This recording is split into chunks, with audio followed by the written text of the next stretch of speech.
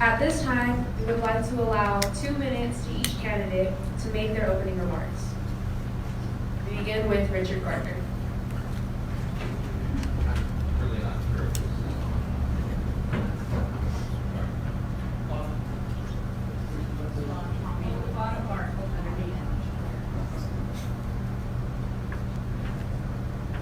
All right, well, thank you, everyone. It's nice to see so many community members out here tonight to listen to us express our concerns with the city and our plans. And basically, I appreciate that because I'm concerned about our city too. That's why I've decided to enter into this race, which, by the way, is definitely a leap of faith for me. When I saw that Mayor Bailey was not going to seek a third term, I had the discussion with my wife, Shelley, over there, and I felt it was important to have a person of faith in this office. And it's been a very quick 4 months, to say the least. It's been a very learning experience. Some of you may know me in the community for the Dementia Friendly City program that we've started here. For those that do not know, my wife prior to Shelley, Debbie, died at 59 years old from Alzheimer's disease. So I became an expert on the illness, which is the 6th leading cause of death in America currently. And I'm hoping the city does continue with the Dementia Friendly City program. We're currently training restaurants on how to serve those that are suffering with dementia and Alzheimer's. And again, I just want to say thank you, everyone, for coming out tonight. I'm sorry, I guess I have 1 minute left. I'm not looking in the right way. But I'm just going to keep it short. I do appreciate you guys giving your time tonight because that's important to me.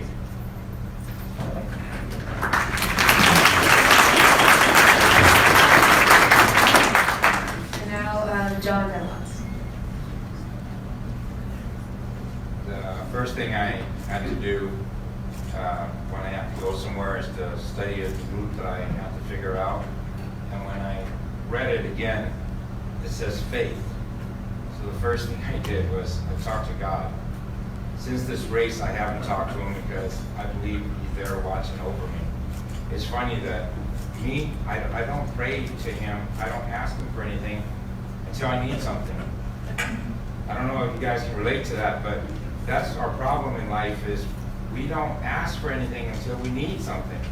What we need to do is ask before that bill comes.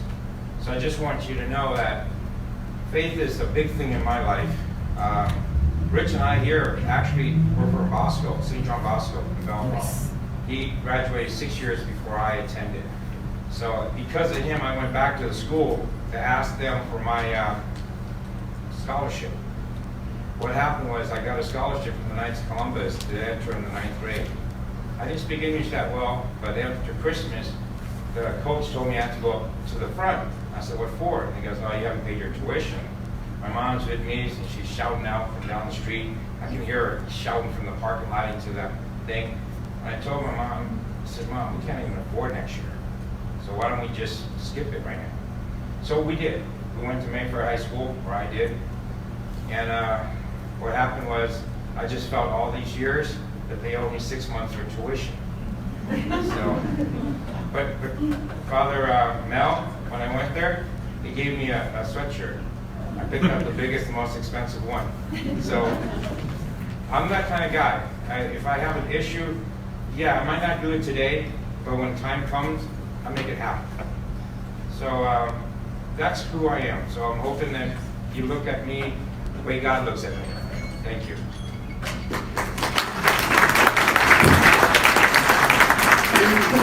Now we have Asa Safely. Hi everyone. It's so nice to see everyone gathered together. I love this. This is one thing that I've been experiencing on this journey. It's very new, very fresh journey for me. And I like seeing so many people together. This is how we are going to combat our issues. We're not going to rely on federal, state.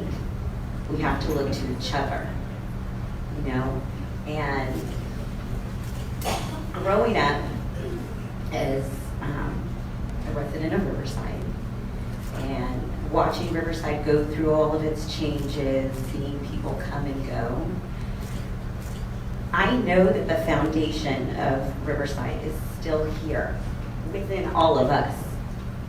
And I'm here to help bring everyone together, bring all of our compassions together.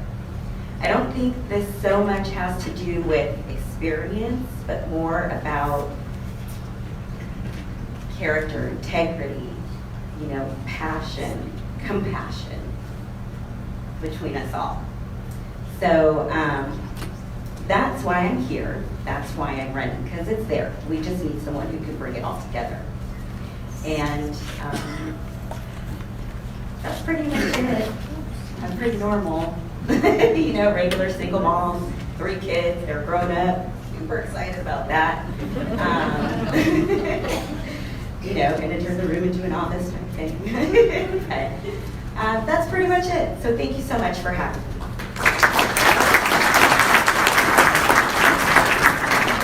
Now, Guy Brown. Good evening, everyone. I guess just for my introduction, I just kind of want to just give a little synopsis of my experience and my career. I was born and raised here at Riverside. I don't know, some of you may have saw my personal biography. I'm supposed to keep this slow so they can translate, okay, so I'll slow down. Born and raised here at Riverside, went to the public school system here, primarily Harupa Unified, 1 year out here in glorious Riverside Unified for 5th grade, went back to Riverside, or Harupa, graduated from Harupa High School, went straight to a 4-year university, wasn't prepared at all. So any of you young people in here, if your parents or anyone suggests that you can either go to a community college first or a state college, as someone who also has a master's and teaching credential, I advise you to listen to that advice. Save yourself some anguish, some time, and some money. Once I finished UC Santa Barbara, I came here back to Riverside, applied to start substitute teaching in '94. Got my credential officially in 2001 while I was coaching and teaching, subbing full-time. I taught the last 12 and a half years of my career with the Alvord Unified School District for Continuation High School. I opened their Alternative Ed Center. It's actually called Alternative Center. I don't know if they changed the name of it, but I opened that single-handedly and it was a great experience. For the last 4 years, I've been doing my own private taxi business, and I have one son. He's going to be 15, May 20th, and I'm on my 2nd time around with marriage. My experience as far as politics is, I once ran a Democrat club in Aruba, and since then I just kind of been out of the limelight, just taking care of life. So that's me, and thank you all for coming tonight.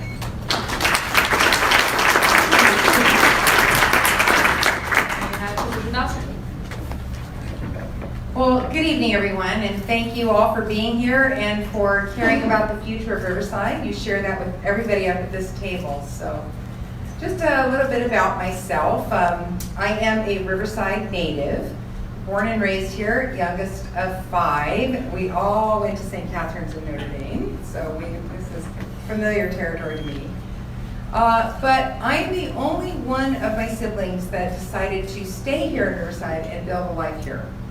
All 4 of my siblings left because they did not have opportunities here. So when my husband and I decided to build our lives here, I got involved in city and community to make this place where my children wouldn't feel they would have to leave. So I got involved in city government, and I have over 2 decades of public service experience. I spent 5 years on the City Planning Commission, my last as chairman. I served in the Schwarzenegger and Brown administrations as a gubernatorial appointee on the Board of Behavioral Sciences, and I've been on the school board for the past 8 years. And in each of those capacities, I have gotten results and brought home and made a difference. Because I don't think you should sit in a chair and not do anything. So that's been what I've wanted to do in each of those. And in fact, I have a long history of working with ICUC. The first time I ran for office, they told me we needed more college counselors. So we didn't have the money in the district, so I went to our Senator Roth and Assemblymember Medina. We started our Pathways to College program, which is now in its 6th year, and it's been replicated by surrounding districts. So I want to bring that type of get it done attitude and skill set and breadth and depth of experience in water, land use planning, mental health services, and education to the mayor's office. Thank you.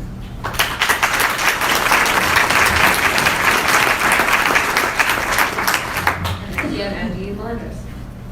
Good evening. Thank you so much for the opportunity to share our vision for the city of Riverside, and thank you so much for caring about the city of Riverside. My name is Andy Melendres, and I am a Ward 2 City Council member and have been with the City Council since 2006. I've been elected 4 times and have continually served in that capacity. A little bit about me. I grew up in Casablanca, attended Casablanca Elementary School, finished off at Poly High School, attended Riverside City College, went to UCR. Unfortunately, I was one of the children that had to work, or I was a young adult, and finished off my master's and my bachelor's degree at Cal State San Bernardino. I began my business in 1982 as a vocational counselor and expert, and I've been operating my business now for 37 years. In 1972, I began working with the probation department, and in 75, went to work as a gang intervention counselor in the East Side. And my job there was to stop the gangs from shooting each other. We really had a lot of work to do. It was really problematic time, but I was very successful at it. In 1977, I started working with the Department of Vocational Rehabilitation, working with individuals with a variety of disabilities, evaluating them, helping them get back to work. Those that were not able to get back to work, we helped them to be independent in their homes. What I bring into the city of Riverside and what I brought is a real focus of attention to the homeless situation, public safety, also economic development. But one of the things that I think is so important is making sure that we have a community of inclusion, a community of equity, whether it be education, whether it be medical benefits, whether it be health services of any type. We need to make sure that the services are accessible to the low income as well as the high income. My focus has been that for the 14 years. It will continue to do that. I will continue to do that as mayor. Thank you.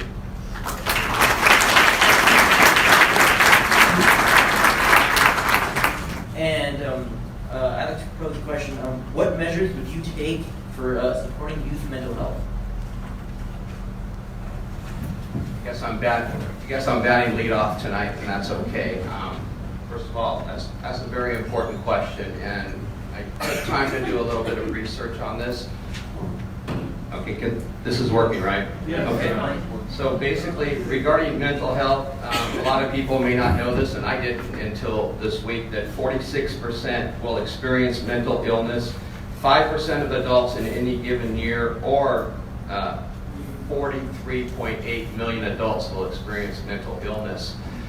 Getting back to your question, which I can relate to it because I fought a battle where there was very little awareness, and that's Alzheimer's disease.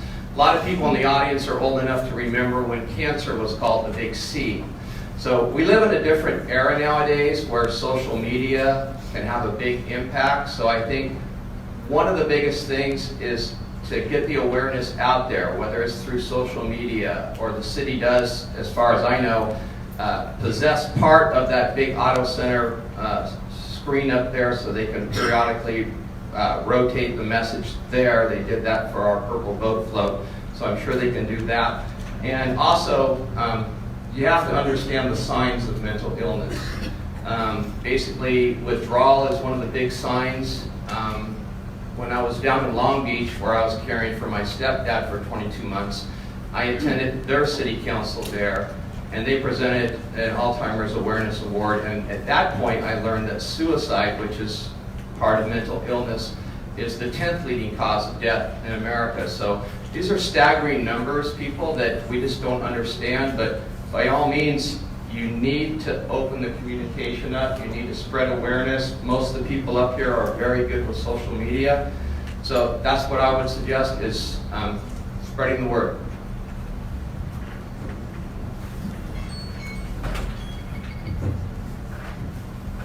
All right, mental illness. I had a friend in high school. He was 16. He was living in another friend's garage. that parent let him do that because his parents were out of control. Him and I, we went in the Army together 2 weeks out of high school. He's an attorney now, I think he's a judge, so I'm going to stop this right there. We all have issues, and it all comes from our families, from our parents. The first thing is when a child shouts out for help, don't blame the child, blame the adults. Until that child's 18 years of age, the adults are responsible for those kids. I'm a big advocate for Child Protective Services. Child Protective Services saved me. I couldn't see one of my kids. I had to go and pay an enormous amount of money, $35 per an hour. Child Protective Services gives you 2 hours a week, twice a week, so you get to see your kid. So it's a fair thing, so everybody's still afraid of that. When I'm mayor, that's one of the biggest things I'm going to do. During the MLK thing, I met a lot of young kids. They love Mayor Bailey. Everything Mayor Bailey did is going to be the way it is because those kids love Mayor Bailey. I try to say one thing negative and they just shut me down. So if you don't understand, the future's our children. They're the ones that's going to be our adults. And if you don't focus on them, if you don't tell them all the opportunities they have, like for example, you don't tell a kid entering high school that, hey, you know what? You're going to go to West Point someday. You got to tell them this. You got to sign up for West Point now in the 9th grade so they can tell you what you have to do for the next 3.5 years to get where you need to go. You got to tell these kids now, not wait until they're juniors and seniors and say, what are your plans? So I'm a little bit more observant about that because I am a single dad with 3 kids. Oh, 6 kids, 3 of them. Are you sure? I'm fishing. Right? If there's any scandal that comes out later, we'll work on it.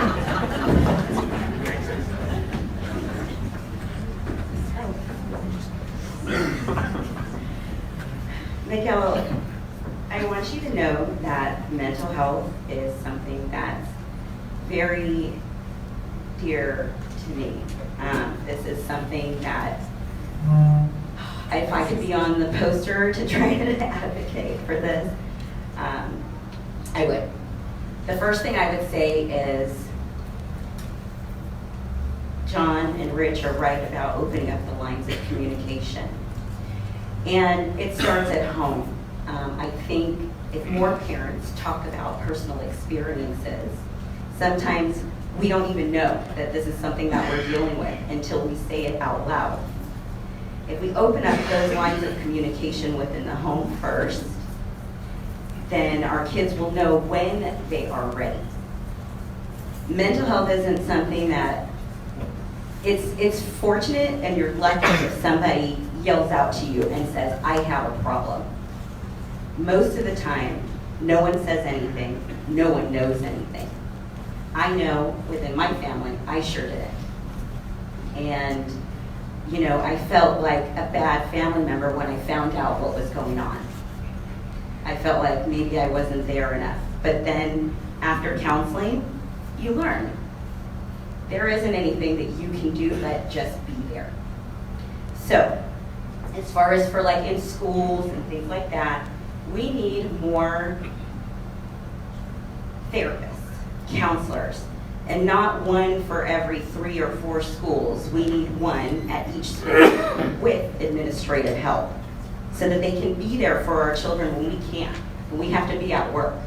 We share the responsibility with our teachers, you know, and they say, go, tell your teacher, but they can only do so much. So I think if we had licensed therapists. Thank you so much for your response.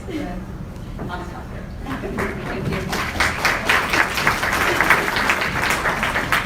Okay, as far as mental health and the youth is concerned, I did say earlier that I have been a teacher for 22.5 years. The area of my specialty was specifically alternative ed, so that means for 18.5 of my years of teaching, I was in the juvenile halls, the community day court schools, and then my last assignment was continuation high school. So if somebody has observation of the importance of a child's mental health, it's definitely someone that was specialized in alternative ed arena. And I will say that for the simple fact of the matter is, most people, once kids get to a certain level, and I will just say educational level, they're judged, they're put into a corner, they're painted as, no good doers or, troublemakers. And a lot of that might be connected to the mental health aspect of a child, whether they're from a single parent, whether they're a latchkey child, whether they're an only child. There's an order, a birth order, hierarchy as far as children and families. We should all know that. From the firstborn to the lastborn, everybody kind of has a role. And the idea of mental health and the resources obviously starts with the family, the parents, obviously the clergy. If you're in a religious church or organization, you can turn to, there's always counselors in every single organization that you can turn to. May not be enough resources, and that's kind of the heart of your question was, the resources. What can we use as far as resources? There are a lot of resources in the city, there are resources in the county, there are resources within your own church organization and schools as well. You may not be able to pinpoint them exactly where, but if you ask the adults in charge, you can find those resources. Thank you so much for your response.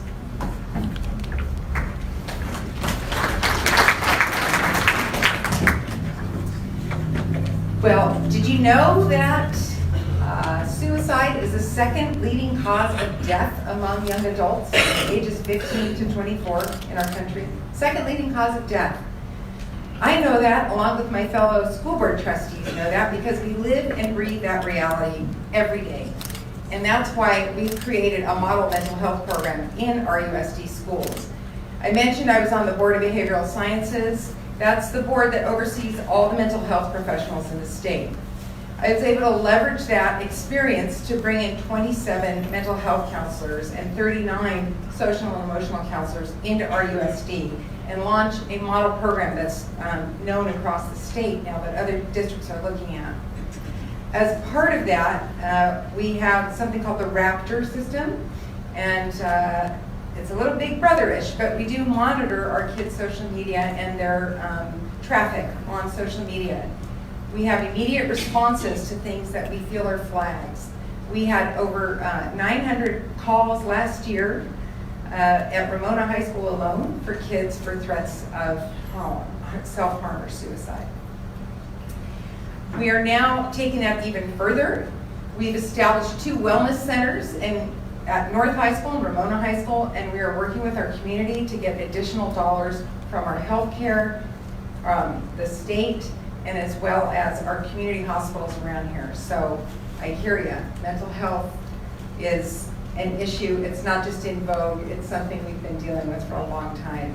And in fact, I did write an op-ed on this piece, and on this issue. It was in the Press Enterprise in January of 2018. So I encourage you all to please go read that. You'll see more about my views on that. Thank you.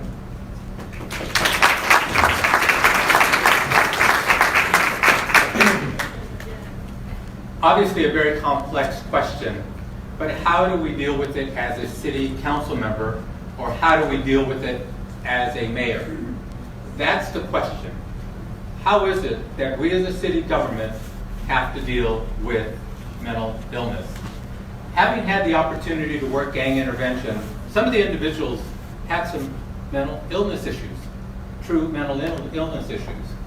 But part of that really has to be identified by the parent, and they have to have a level of awareness of some of the initial symptoms and be able to identify the treatment that the individuals need to go to and make sure that their child is monitored and also connected with their physicians.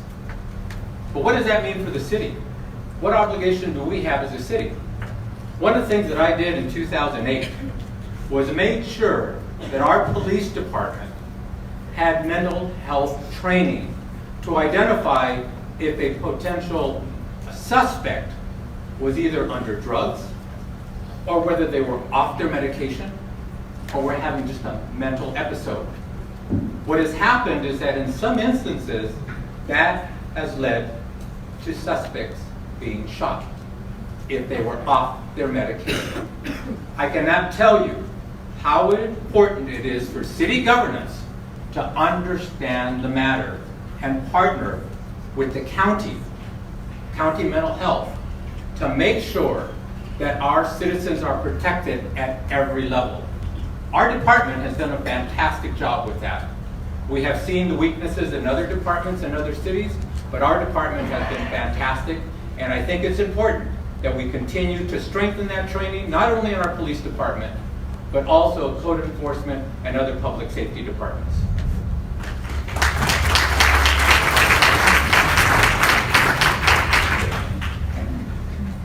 Thank you.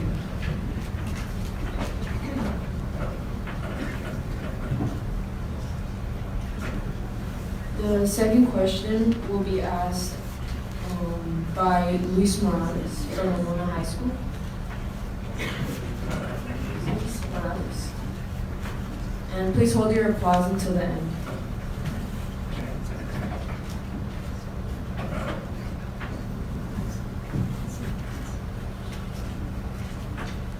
Good evening, everyone, and I am Luis Morales, and I am from Our Lady of Perpetual Help and a student at Ramona High School. The question is, what would you propose the city do now to reduce the negative impact of our carbon footprint on the environment? I'm a former horticulturist, and what does that mean to you or me? It means I love plants. One of the reasons why I selected Riverside back in 2000 to live is we have a lot of trees.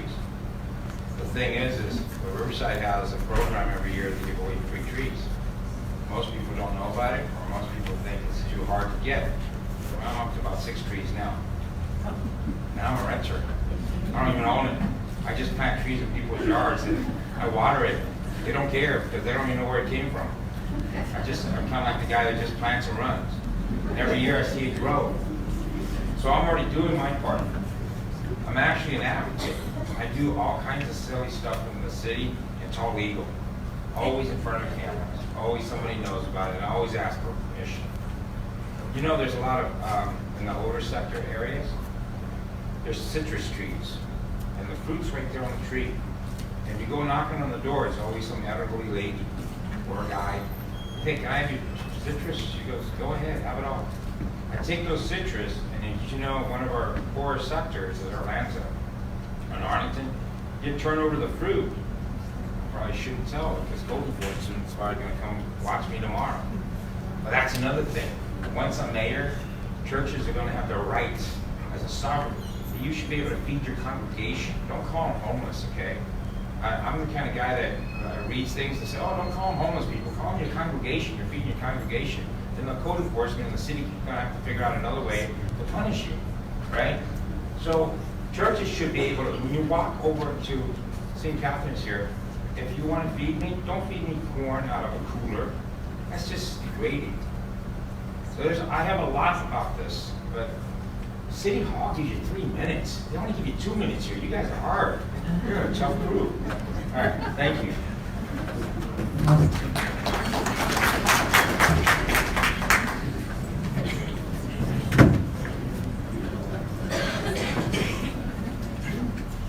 Thank you, Luis, for that question. There are so many things that we can do. The one thing that we might not be able to do is spend a whole bunch of money on this. So we need to find cost-effective, efficient ways to kind of change the way things operate here. Clean energy. We need to look at our landfills and how we are coming to a point where they're becoming overloaded, and what we have in place now isn't enough to keep things moving cleanly. Our city is huge on, you know, bringing the monarch butterflies and planting the gardens. They have Ask a Master Gardener, I think you can go and I don't have a green thumb, so I won't be participating in that, you know, part of it. But I do have some ideas on how we can move forward as far as utilizing clean energy and changing the way we do some things in town in a cost-effective way.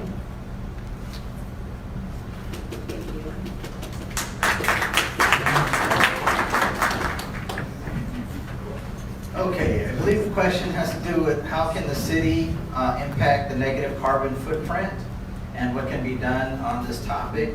Obviously, you all probably seen the city buses that drive throughout Riverside, and you must know that they're running on alternative fuels.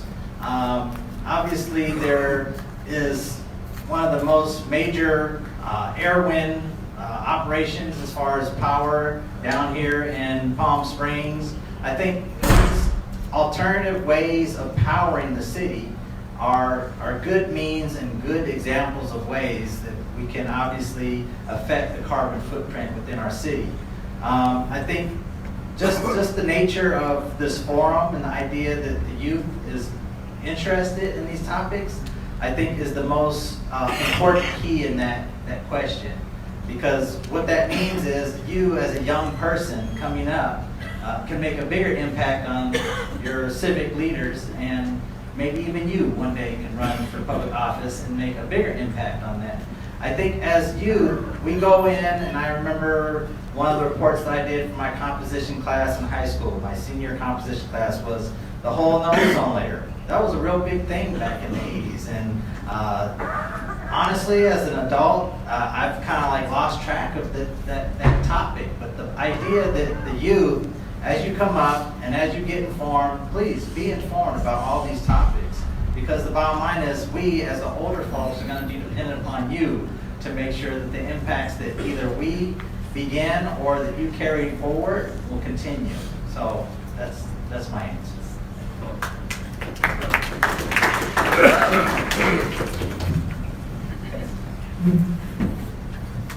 Thank you for that question. I'm an environmental scientist by training, so I have spent my entire professional career in this space, and I spent a lot of time worrying about what kind of planet we're leaving Luis and his friends. It's very upsetting. My own children, I have 3 kids, they're worrying about it constantly. So as for what we can do, you know, we all know kind of the standard stuff, right? You know, get more cars off the road. What cars are on the road? We need to make sure they're using alternative fuels. We need to encourage more transit-oriented development, so we need cluster development around transit centers so that people are not getting in their cars every day. We also need to increase the city's portfolio use of renewable energy, and full disclosure, my husband works for a big solar utility. And we also need to make sure that we are, believe it or not, planting more trees. Trees actually make a significant impact on heat islands, and there's been research done at UCLA and other places that show us that more trees can actually offset not only the carbon, but the heat effect that causes our global warming. But the other thing that's kind of interesting that you may not think about, actually one of the biggest problems or biggest things that affect our environment and global warming in general and energy use is water and water use. So as we encourage folks to take shorter showers and recycling water, we're actually helping our environment in more ways than just conserving water. It actually conserves energy as well. And the governor's office has a big initiative right now to do tree planting as a volunteer effort. And I just met with them and Esri, the GIS guys out in Redlands, to talk about giving every student a little seedling, a little tree. So it's kind of fun. Thank you.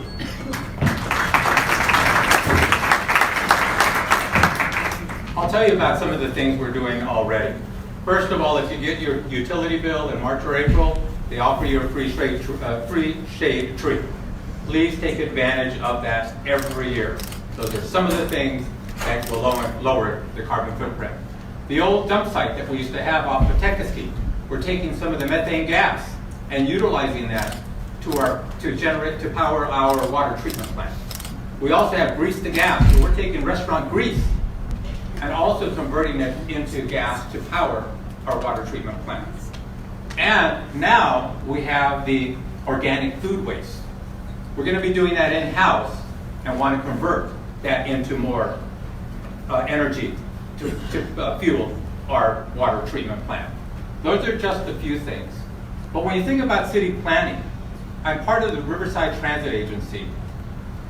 One of the things that we did was we took every college student and university student, they can all ride the bus for free.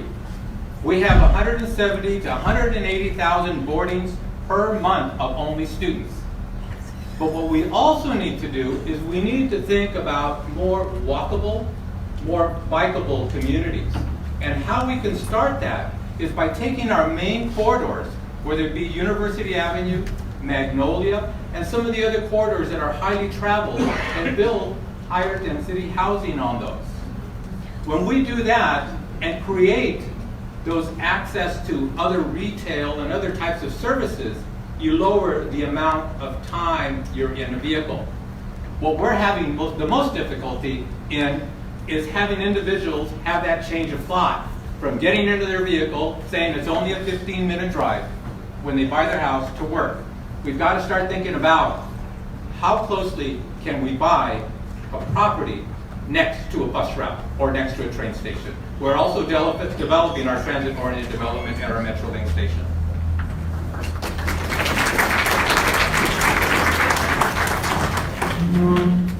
All right. Okay, just to kind of catch everyone up to speed, what Mr. Deniloff did there was he took the microphone, basically because in a lot of forums we go in a descending order. It gives every candidate a chance to answer in a different order. So I appreciate John doing that. Getting back, and that's a great question, and actually it's one a lot of us really don't think about, the carbon footprint. So having a last name of Gardner, this is right up my alley. And of course, a lot of people don't like the drought resistant or succulents, but I love it. It's a wonderful way to get a surprise, like once or twice a year when a flower pops up. Definitely a lot more water-wise than some of our other greenery. I would love to see our medians throughout the city done with more drought-resistant stuff, and I had a meeting with City Works, and I guess they had a program going at one point, and the funding stopped, so they had to stop doing it. Oddly enough, you might notice that the grass is dying on a lot of those medians. It's because they're not allowed to water the grass anymore. They're allowed to water the tree. So there's a lot of stuff going on here in this city, and I've been doing my work trying to meet with different city officials to answer your question a little more thoroughly. Honestly, we all probably know someone that commutes. So right there, we're wasting a lot of energy, gas, time. So we need to create more local jobs in order to reduce that. We need to encourage carpooling for people that are commuting somehow. By all means, turn off the lights if you're not using them. And Patricia was right. No reason to waste water if you don't need to waste it, especially if you live up in Ward 4 and you're in the Metropolitan Water District. It gets very expensive. And by all means, shop smartly. Don't buy more food than you need because you're going to be throwing it away. Thank you.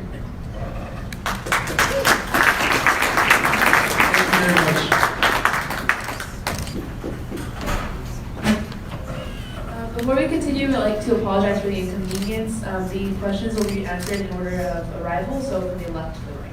Oh, that's fine. Okay, never mind. We're going to continue the rotation. My bad. Okay, but our third question will be asked by Haley Zimmerman.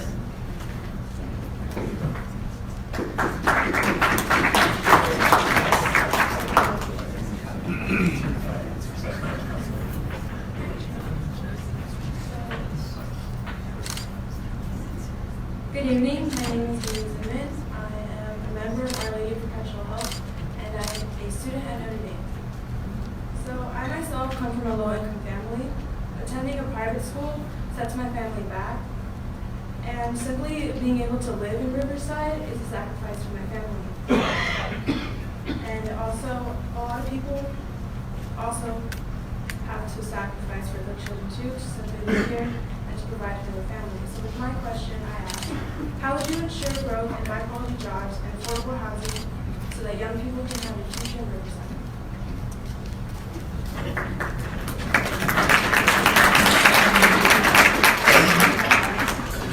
Thank you, Haley. I also grew up in low-income housing. And I don't know if you guys are familiar with the Gardens apartments off of the freeway, off of Iowa Lane. That's where I grew up. That's where I met a lot of the people that I'm still friends with today. The first thing I would do is, the first thing we should do is revisit eligibility requirements for a lot of the programs that we have available, so that if we can, take the burden off a little bit on one end of something, then you can put that money towards something else for your family, for your household. As far as creating new jobs, one of the things that I do want to bring back to bring more revenue to the city are the big music festivals. Now, the rumor was people got too drunk, and it just wasn't a good idea, but no one's to say that we can't have a dry festival of gospel music. There's so many different ways we can go with this to build revenue. And one of the things that we can do is offer those jobs to residents first. Once we have fulfilled, as much as we can using our residents first, then we can open up the job to everyone else. I think we deserve that since this is our city. Then no one can say there's nothing out there, there's no work out there. Through the schools, we need to come up with more incentives to bring our students who go off to college to come back and start their businesses, their private practices. And I would have to do a lot of research to figure out how we could incentivize that, but these are things that we can do.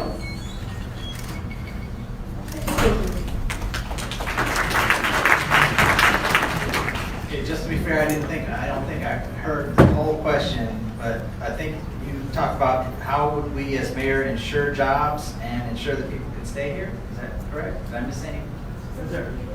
Yeah, please, sorry. So my question was, how would you ensure growth in high-quality jobs and affordable housing so that young people can have a future in Riverside?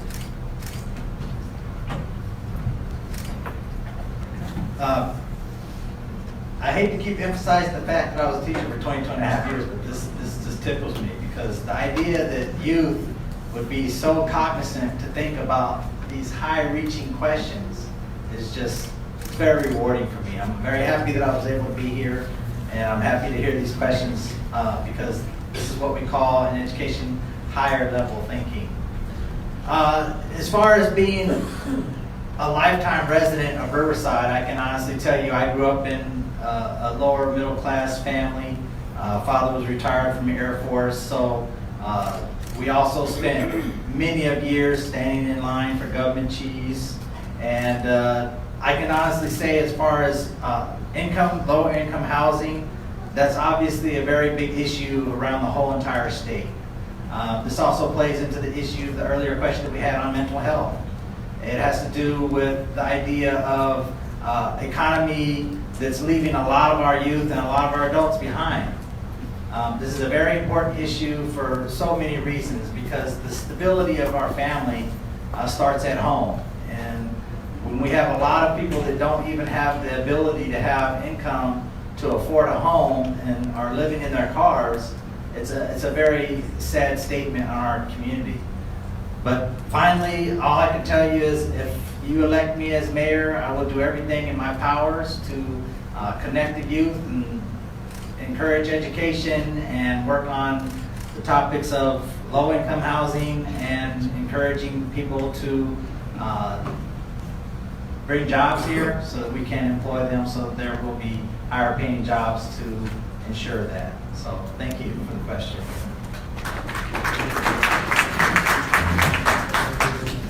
So that is a huge question, and there's lots of different aspects you can come at that. But let's talk about the jobs first. So I think we need to increase job opportunities across the spectrum.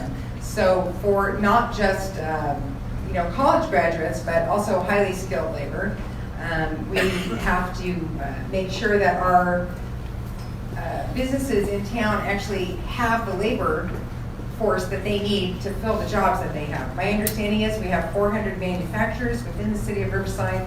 Many of them do not have access to the labor that they need to fill those positions. So we need to have additional training, much like we did in the school district. When I came on the board, we had 3 career technical ed programs.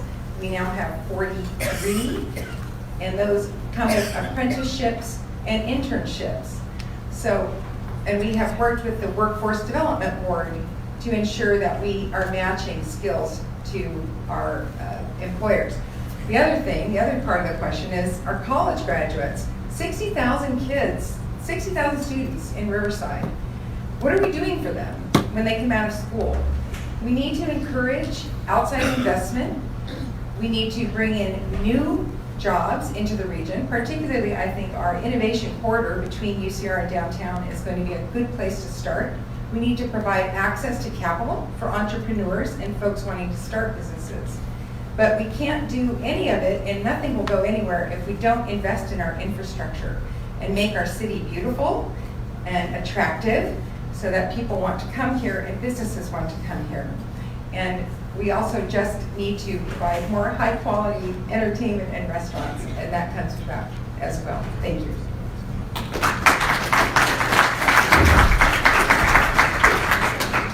When we think about economic growth, I think as mayor, you have to take a broader vision or a broader view of what you can do.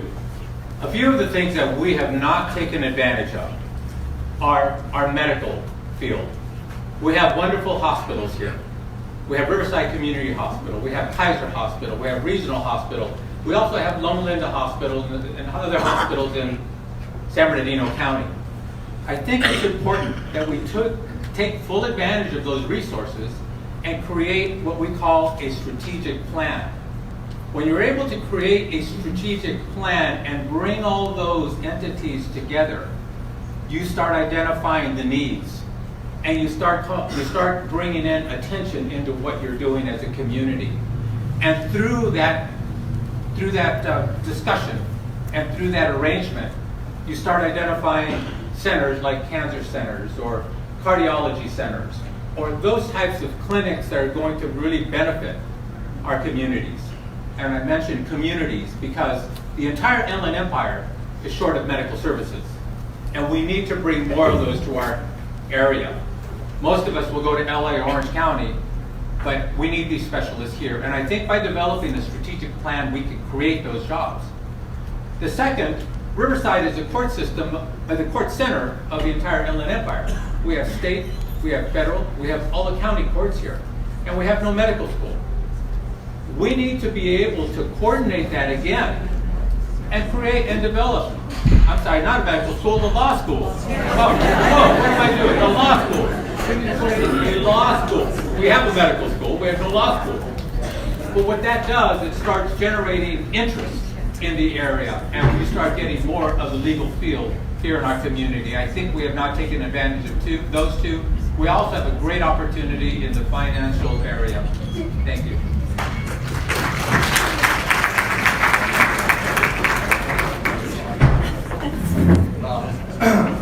First of all, those are great questions, Haley. And one of the beauty about these public forums and discussions is that we actually had one at the Mission Inn, and I was actually the last one to speak on this issue. And I mentioned that we need more medical professional training in Riverside. So one great thing about this is whoever wins this, it's been thrown out there that we need this. A lot of people may or may not know, but UCI, the UC system in Irvine, has their own hospital. It would be really great if UC Riverside could have their own hospital as well. Getting back to high quality jobs, we really need to focus on jobs, to be honest with you, whether they're high quality or not. Getting one thing will lead to another. As I'm trying to emphasize to everyone, I've been really working hard on this. And one of the first things that dawned on me, because I cared for a great guy named Ken Chevron, and his wife had a grandson that was going to linesman school in Idaho. And I'm like, how much does that cost? And it's like $45,000 to send a person to a trade school. So I made a phone call to Eric Smith over at Magnolia Heating and Cooling, and I said, how much does it cost to send someone to a trade school for air conditioning? Again, $45,000. So what we need to do is we need to have a partnership with this city, and I hope this sticks because that's the whole point of this. We need to have a partnership with local businesses and the city, supplement that $45,000. I don't know about you guys out there, but that would break my piggy bank. It really would. My son or daughter might not have that opportunity. We need to create opportunities. As far as affordable housing, that's a lot more than 15 seconds, but tax breaks, incentives, we need to relax zoning issues, we need to engage big techs, and I think that my time is up. But there's a lot of things we can do to create affordable housing. Thank you.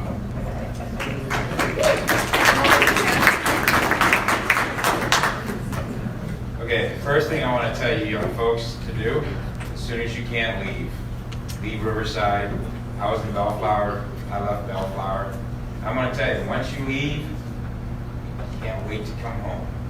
Because I'm telling you, I was an immigrant. Came from Vietnam, came to America, I loved it. All of a sudden I decided, you know what, I can't do college, I can't even speak English. So I joined the military. So I go overseas, I couldn't wait to come home. You know, because there's nothing better than the United States of America. That's probably why all of us are right here running for mayor. Because this place here, I'm on Section 8, I'm on Social Security. It only costs $25 to run for mayor. Isn't that awesome? And then I can buy my kids any Christmas money so I can pay the $250 for the electronic little thing, but nobody's reading it, right? So I'm putting it everywhere on Facebook. So yeah, young folks, please leave. I'll tell you what, let me give you a prime example. People are going to start thinking I like Mayor Bailey, even though I've been trying to work it where I'm like against them. Mayor Bailey left the city of Riverside to go to West Point.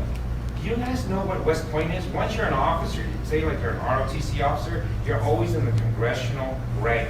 Well, West Point officers, the cream crop, right? Then guess what happened to him? He got back.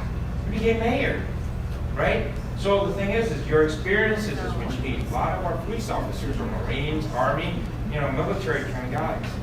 So it is better when you go out and go as far as you can. You get a college that accepts you out in the middle of Alaska, take it. Because that way you come back, you'll learn how to teach us how to get water, how to make igloos and snows. But if we all just stay here, what are we going to do? Just do the same things the guy next door to us do. Nothing, right? So when I'm mayor, I'm going to try to get rid of all of our kids, but at the same time, I'm going to show them we can come back. Let me show you what we have, please.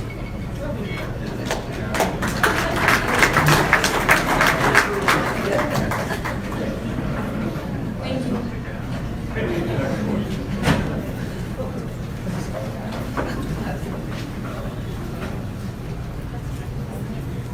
So our fourth question will be asked by Andrew Telford from Notre Dame High School.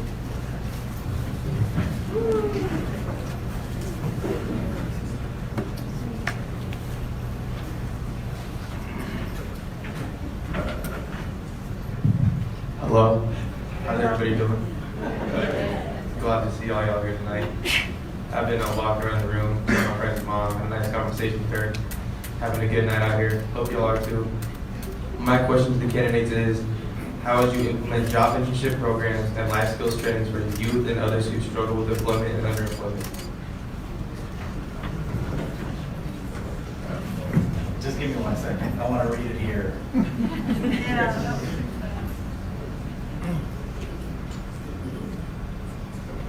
Okay. Again, back to being a teacher. Young people really need to understand the power of education. There's nothing better. When I went off to UC Santa Barbara, I told you, I was unprepared for a UC education. Coming from Jurupa Valley to major UC in Santa Barbara, was a culture shock. I haven't really mentioned much about my ethnicity, but I was born to a multi-ethnic family. My mom was married to a Caucasian male. She's also Caucasian. He was in the Navy. My father was African American. He was in the Air Force. It's very, very important on the topic of interning. We have lots of programs and lots of small businesses within the city of Riverside that I think maybe as mayor I can try and help tap more into the local businesses. I'm a small business owner myself, to create those types of opportunities for youth, because I know I never really had an opportunity to intern, didn't even know what that meant. So that's a very important thing within the educational system. If we can tap into the education system along with small business, that would give a whole lot more internship opportunities for you in the city. Let's see. And I think that will pretty much take care of the employment issue, because if you have people who are basically shadowing small business owners, whether they're even interested or understand that industry or that business, that will give them an enlightened, informed experience in order to have a more valuable experience overall. So as mayor, maybe I can do that. I don't know if that's possible, but that's my answer.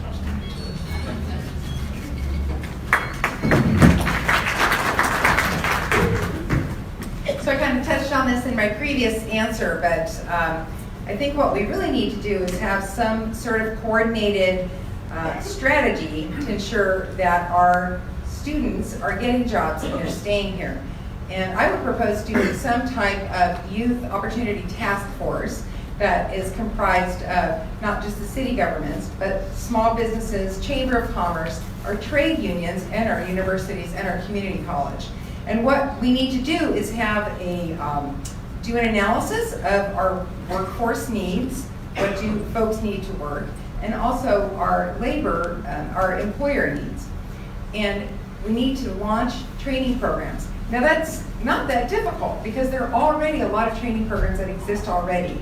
We partner at the school district with many of the trades to do this already.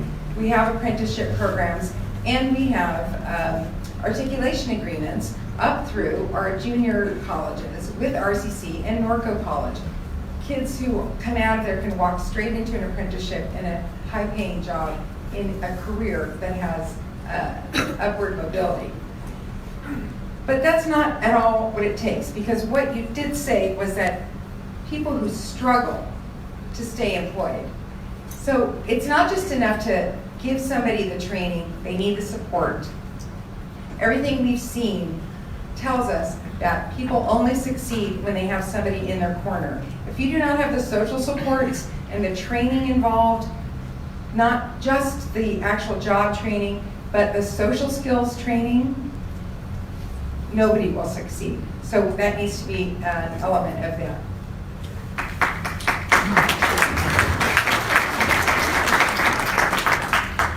Probably one of the more difficult things to do is to try to coordinate those services for non-government agencies.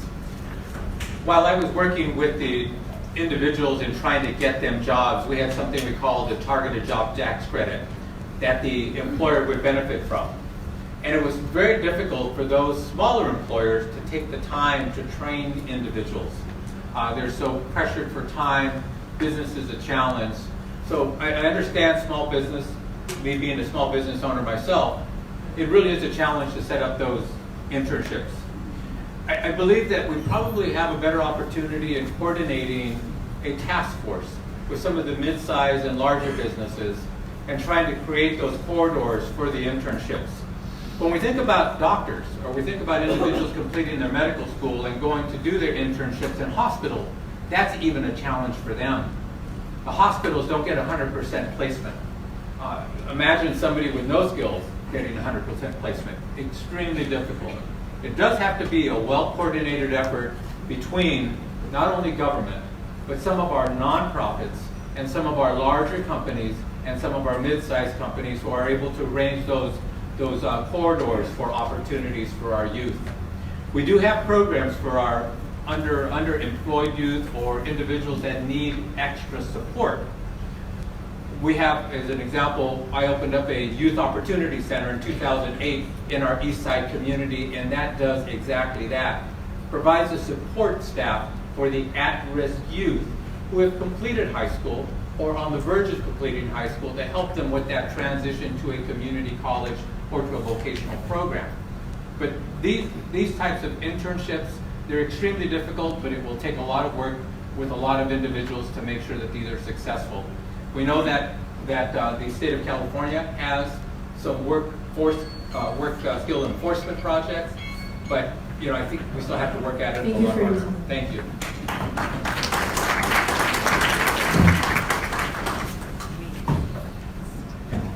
Anyway, thank you for the question, Louis. It's an important one.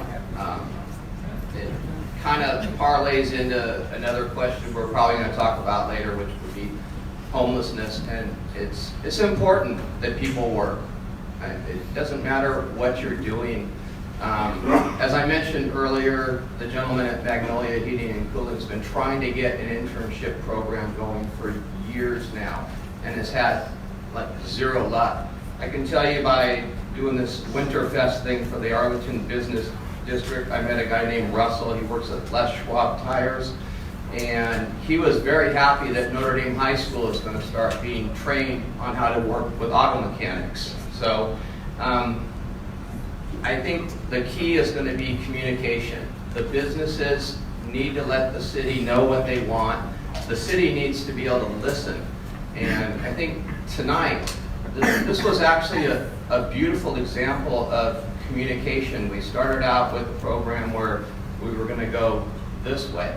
And Mr. Deniloff said, let's do it this way. And even though the young lady moderating said we need to do it this way, we came to a middle ground. So I think just, once again, keeping the communication open. And also, because of my wife, I want to say it's very important that no matter what people are doing, that you lift them up. That checker that's ringing you up at Stater Brothers might be having a bad day, but take a second and just tell them, hey, I appreciate what you're doing. Encourage everybody, no matter what line of work they're in. Even if they're driving the truck and picking up the garbage, take a minute to bring them a water. And that's about it. We can do this together.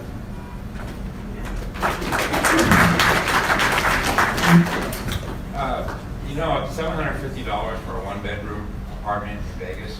It's on the bad side of town, but not taking the point. The point is, there's 4 kids. One of my biggest things is I want every kid that graduates high school to have a driver's license. Okay? You have a driver's license, you have power. What it is these kids can go to Vegas. It's only 3.5 hours if you drive extremely fast. 4.5 hours if you just drive moderate.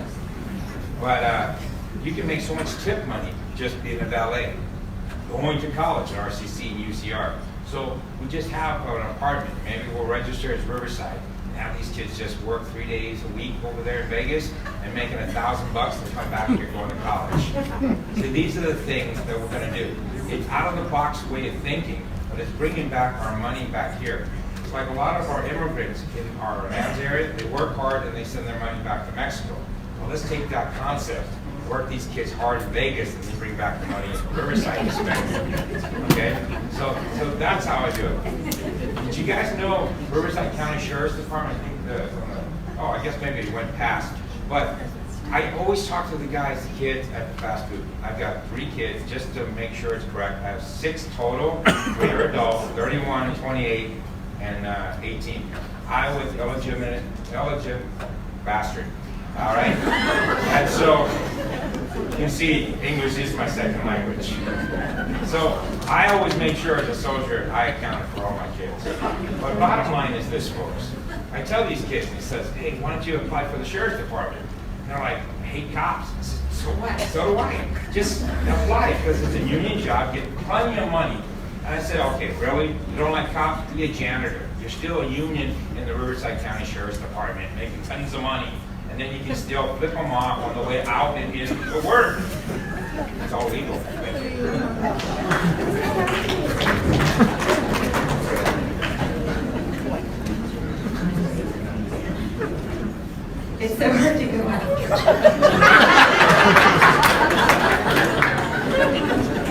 But, so I think that, we do already have a lot of good programs available for our youth to participate in.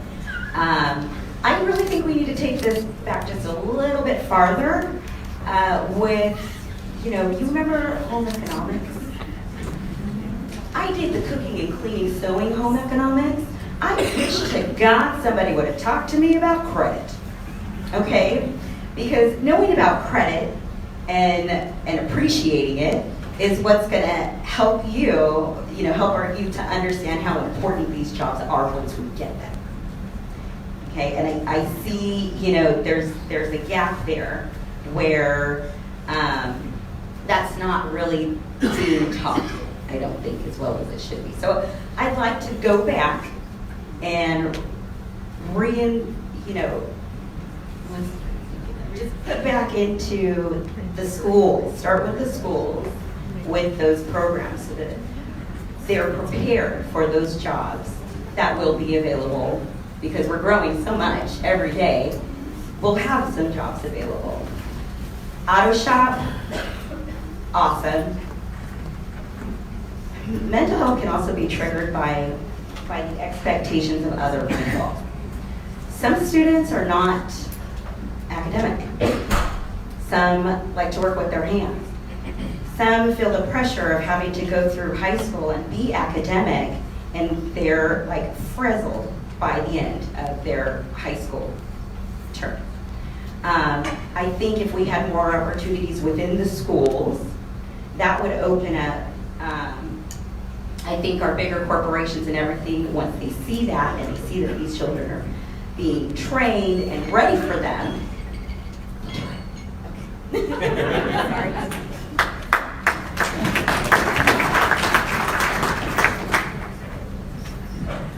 Thank you. Y'all have a good night. See you around.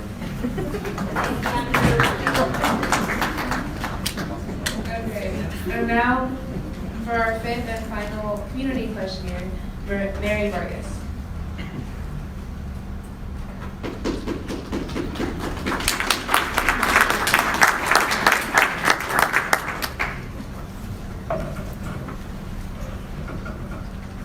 Hello, my name is Mary Vargas, and I go to Sierra Middle School.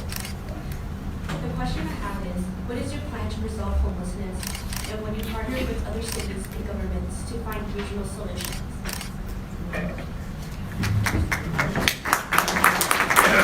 Number one question everywhere you go, right? So let me just start with a few statistics. At our last point in time count in the city of Riverside, we had 439 individuals were counted as homeless.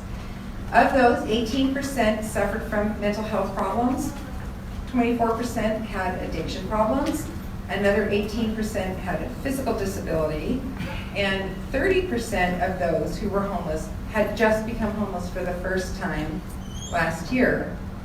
And the fastest growing demographic of people who are homeless are single women over 50. Now, I give you these data because they give us a roadmap, right? They give us a strategy. They tell us where we need to spend our resources. I think to date, Housing First has been a strategy. It's been working, but we also need to go beyond that. We need to do more. We need to do three things. First, we need to just build more housing across the spectrum, and that includes more permanent supportive housing. We need to fight for our fair share of federal and state funding. We don't get our fair share here, and that needs to go towards not just housing, but services, social services, mental health services. And finally, we need to make sure that we've got working with our cities and our county and our neighbors around us to provide a regional strategy for addressing it. I've been part of a coalition of inter-city coalition between 17 cities and 3 counties that works on the Santa Ana River to address not only water quality issues and recreational issues, but also homeless issues.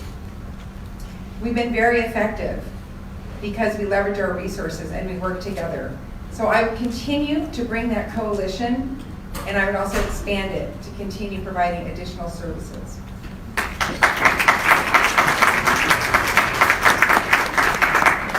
question kind of looks like my response online for the youth, because I have been really focused on making sure that we address the homeless issue on a regional basis, that we all equally be responsible for the homeless in our community.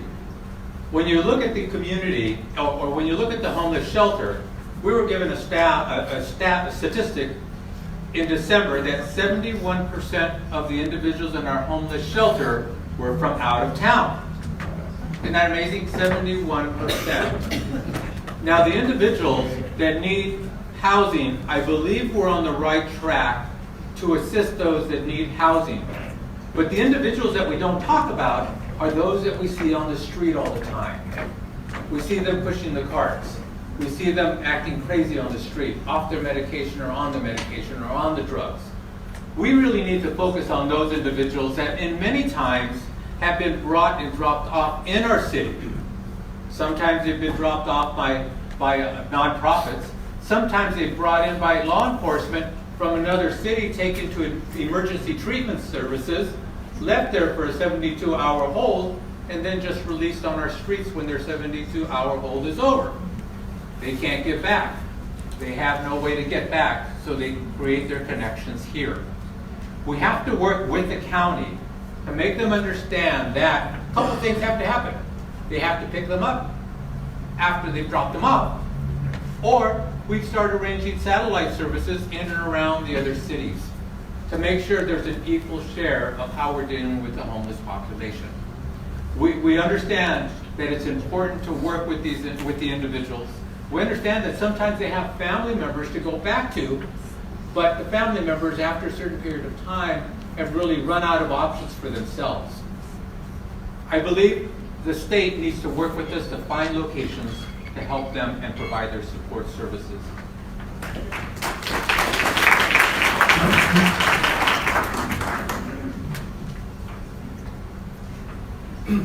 Well, absolutely, this is the #1 question in the city. And one of the things I've been blessed to be able to do, being retired, is to be able to spend time digging in to see what's going on. So we have what's called a PSET team, Public Safety Engagement Team in the city of Riverside. I had the opportunity to go out with them one morning before I played bridge, because that's what us retired people do. And it was eye-opening. I mean, to be honest with you, one red flag to me was that we outsourced the 2 individuals that are offering services from the city of Anaheim. So that goes back to creating jobs locally. I really don't understand that, but there's got to be some qualified people in the city of Riverside that can help out. Basically, we approached roughly 15 people. Not one of them wanted services. And to me, the most eye-opening thing was when we were driving up to one gentleman who was walking hurriedly past, away from us. And the nice lady from the PSET team said, "Excuse me, sir, would you like to go to a shelter?" And he said, "That's the last place I want to go. I've been clean and sober for 3 days now." So that's a red flag to me. If people are getting high at the shelter, then we need to address that. Whether it's with a K-9 unit that seeks out people at the shelter that are on drugs and dealing. Ms. Dawson presented some interesting figures as far as those that are on drugs, those that have mental illness. Bottom line is, it's sad. The whole situation is extremely sad. And another thing that caught my attention was when asked what kind of a program there is for people that are going to be placed, there basically is no program right now. So we need to go back to ground zero, for lack of a better term, and have a program for those that are homeless to get them clean and sober. Thank you for your response. All right, I apologize to the sign language guy here, but I only got 2 minutes to do this, and this is really, really important for me. I don't want homeless people, I don't care if they're drug addicts or mentally ill, in parks, around people's houses, around churches, around anything, unless they're in the church, okay? I don't want them in businesses hanging out in a 99-cent store asking me for 5 cents when I'm counting my pennies to buy something, all right? So we've always had homelessness.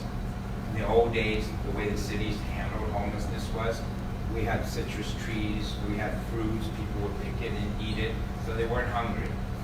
Homeless people don't need an empty house.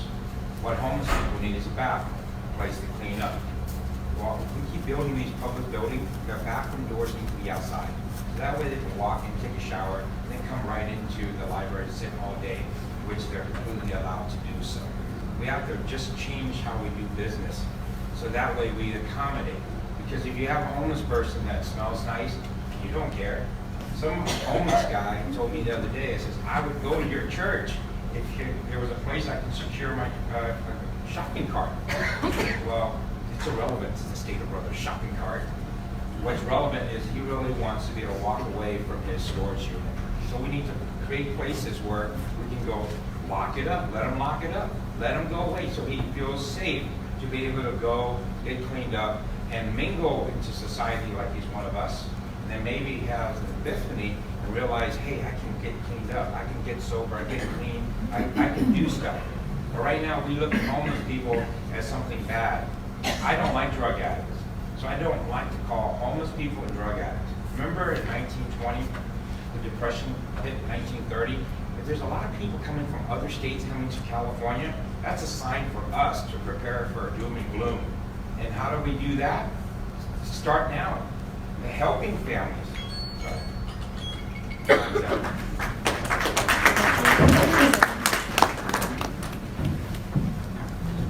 All right, so the one thing that every city does when the word homeless is said is build more houses, which is fine. Because if it wasn't for low-income houses, I'm not sure where I would have grown up, you know? Thank you so much, Patricia, for those statistics. That is a good way for us to be able to see how homelessness needs, there's different categories of it. You have people who are willing to be helped, who want to be helped, who fit the eligibility requirements to live in a low-income home. You know, you have some people who might need a little more help to get in there. I think that's when we need to start revisiting the requirements so that we can get more people into the low-income housing. But what I don't really hear is what we can do for people who don't want the help, who want to live, who want to be homeless. So that's why, I don't know if you follow my Facebook or anything like that, but I am promoting safe camps using state and federal funded land on the outskirts of Riverside to safely let people live the way they want to, but away from the businesses, so that when we're trying to just go have dinner with our family, we don't have to worry about being, asked for money, because sometimes that money that we had for that dinner, that's all we had, So we really, really, really have to look into what we can do for safety, because if the federal government has to step in and do this because of the river bottom and urine and feces that's down there, and it becomes a CDC thing, it won't be good. So we need to take hold of this now, and I'm really, really pushing safe camps. And that way we can consolidate our resources. We know what we're using, we know how much. Thank you.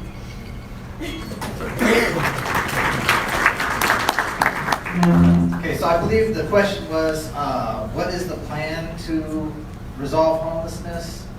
So I'll tackle that part first. Obviously, homelessness didn't happen overnight. We all know that. A couple of the people up here said that homelessness has been an issue for a long, long time. On the topic of people who can be helped, there was a question about housing first, and this is the idea of getting homeless people into a house. Well, obviously we know there's a lot of underlying issues dealing with homelessness. It's not just the fact that somebody's mentally ill. It could be the fact that they don't have a living wage in order to pay for a house to live in the first place, and that's why they're living in their car. So I do have a plan to work with homelessness, and that plan is called Rusty Bailey. As you all know, Mayor Bailey is going to be leaving the mayor office to go work, what's the name of the church? Path of Life, as administrator over the programs they have with the homelessness. I want to tap into him. Obviously, if he was the mayor of our city for 2 terms, he's not going to leave us behind as far as this issue. So I want to tap into the one big expert that we're all trying to take the seat of to help me with that. I mean, that's one of the biggest things. This guy's been working on this topic for a long time. So I think that's one thing that I learned in education is that administrators get to this point where I'm the guy, I'm the big honcho, I'm in charge, and all you teachers and all you classified people, I don't care what you know and your experience, I'm going to do it my way, or it's the highway. Well, the bottom line is I'm willing to work with Rusty if he's willing to work for us continually from the standpoint as mayor. The last part of that was, would you work with local government, cities, to work on regional solutions? Well, yes, obviously. The bottom line is all these areas around us are kind of the cause and the continuation of our homelessness problem. So if we don't work with them, how are we going to solve it? So yes, I would do that.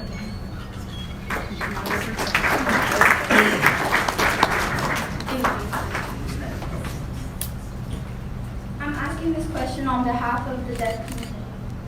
As mayor, what will you do to promote and advocate for the deaf community?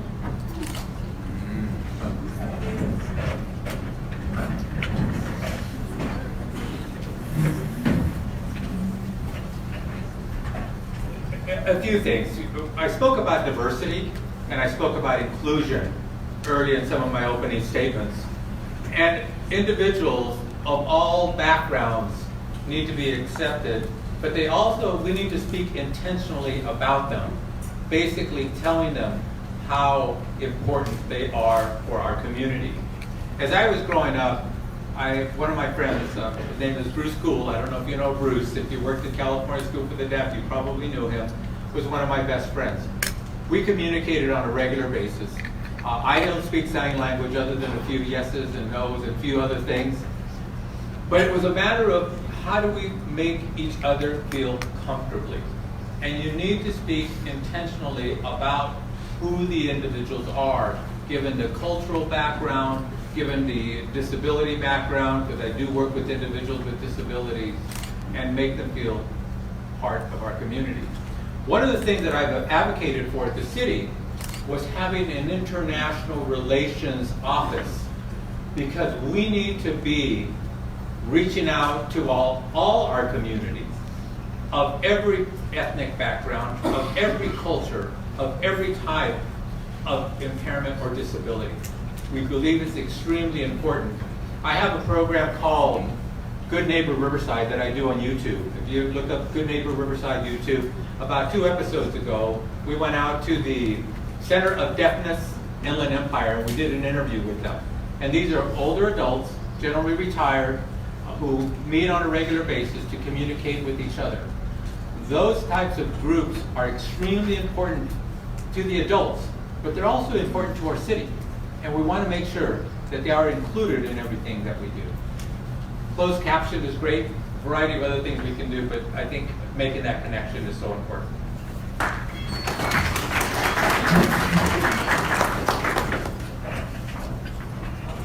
I guess the very first thing I would do is to try to reach out to them. And I'll be honest with you, I haven't really reached out to the deaf community on this campaign trail. I did have a friend of ours, her name is Melinda Klum, do a sign language little video encouraging people to vote, much like I had the nice Hispanic lady back there doing a video to encourage people to vote.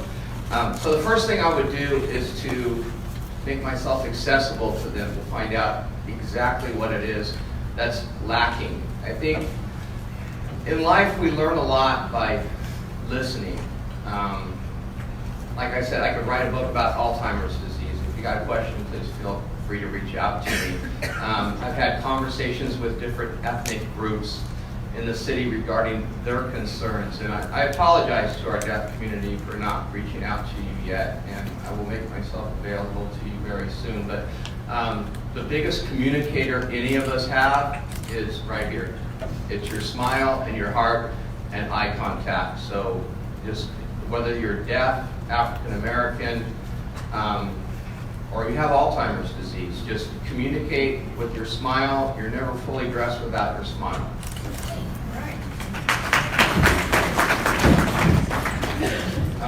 As a taxi driver and guy, I would tell you this: we know deaf communities large organization here in the city of Riverside.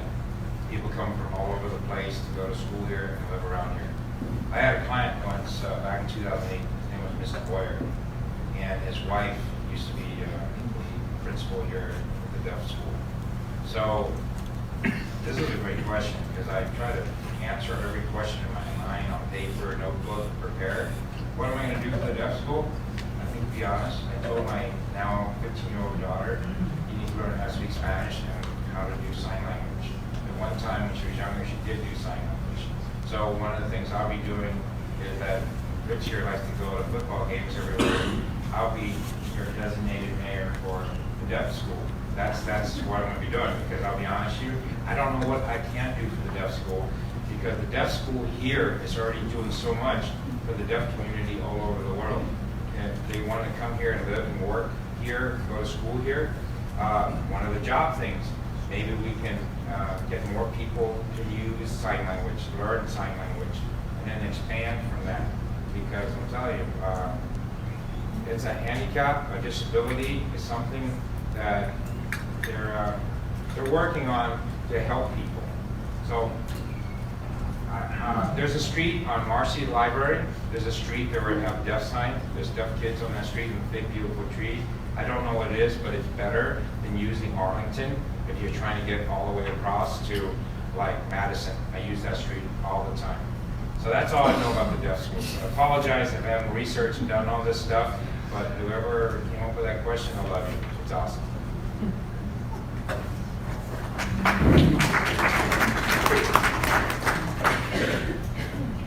It is a good question. I recently met a new friend, and she is able to sign and speak, and she has all the devices that are needed to make me able to be able to communicate with our deaf community.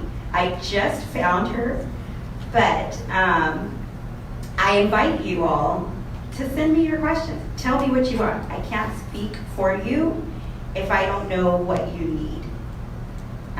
So I don't really need the whole 2 minutes for that. That's pretty much where it is. I knew I wasn't able to communicate myself unless you want everything in alphabet. So I had to seek somebody who I could find to bridge that gap for me so that I could find out what the deaf community needs. That's it.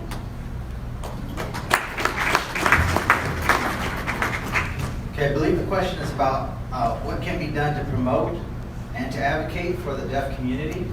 I hate to sound like a broken record, but my very first teaching credential position that I was given was over here at a little elementary school called Victoria Elementary. And I actually had a little girl who was being taken out of 5th grade at the California School of the Deaf and put into my class. She was completely deaf. I had another little girl who was hard of hearing. And so that was a very eye-opening experience for me because I hadn't had any direct contact or dealings with the deaf community up until that point. Now, I said I was born and raised here in Riverside, but you know, I didn't even know what Judaism was, so that just tells you. So the bottom line is, I'm also a teacher, student, parent advocate as far as education is concerned. So if there's somebody who knows something about advocacy, I would be that person. So having had that experience of a whole year teaching a deaf and a hard of hearing student, and actually my house is 1 block away from California School of the Deaf, I would be a very good champion to work with the deaf community, the hard of hearing community, to champion your cause. So if I am elected mayor, I would do everything in my power to embrace that community to whichever level would be most advantageous for the city and the community at large. So that's my answer.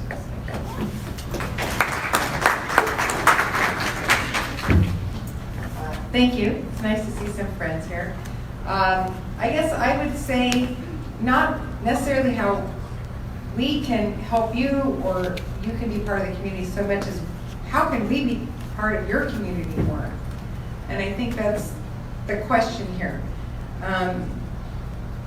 the deaf community has a real sense of community. We found this out. My daughters and I all volunteered at the California School for the Deaf through the National Charity League, which is a mother-daughter charitable organization. But we came in, we learned sign language, and my girls got to play and interact with kids from, I think, first grade on up into high school.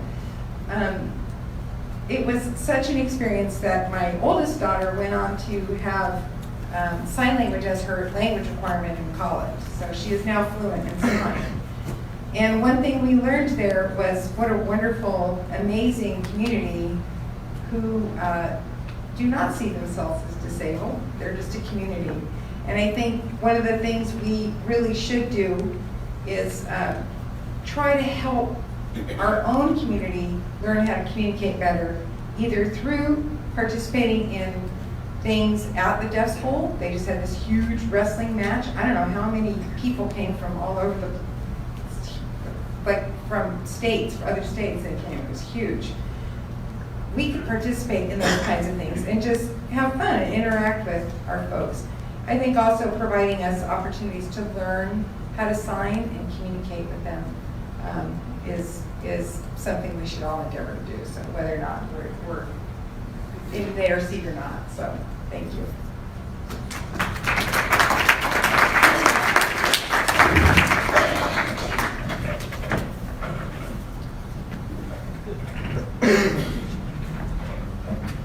So our second leader will be asking the second question. Jada?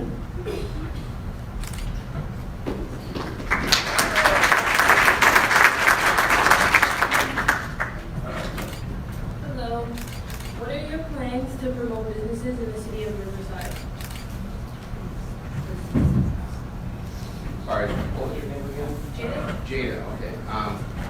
Great question. Honestly, it's one that I haven't really wrapped my head around with yet, but I kind of live by this saying, in real estate, we all know what the 3 L's are. It's location, location, location.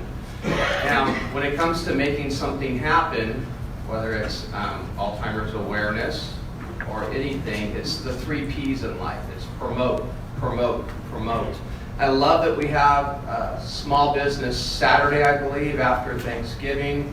I love that we have a strong Facebook presence with different groups and stuff, and I think it's time to explore more of the free promotion, and those that have businesses out there can appreciate the word free unless you're giving it to your clients for free.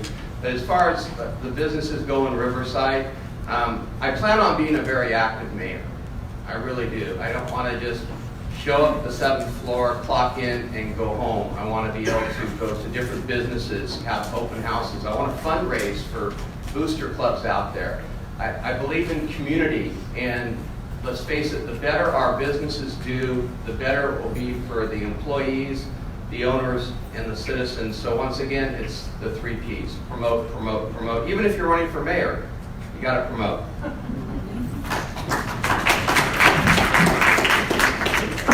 Well, I don't know if you know, but at Del Taco, $3, you do their little survey, you spend $3, you get $1 off.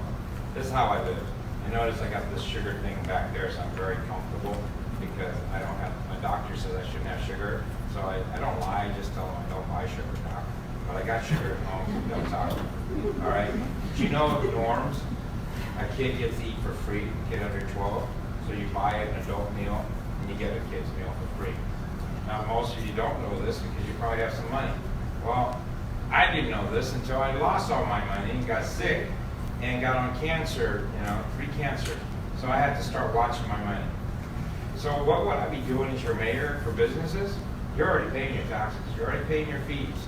I'm going to show up to your restaurant, your business. I'm just going to spend my money there. And if it's really good, like Del Taco, who hires felons, I'm going to tell everybody, I shop here, I eat here, all right? If I don't show up to your business, that tells you something.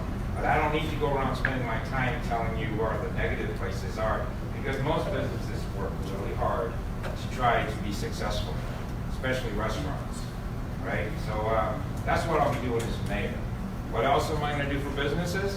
I'm going to go to other cities. and I'm gonna beg them to come to us. I got no problem begging, because I beg every day. Like the other day, the United Way gives money to the Salvation Army. So right now, it started last Tuesday. You can get $100 off your gas bill. And you're thinking, what kind of guy who's running for mayor knows all these good deals?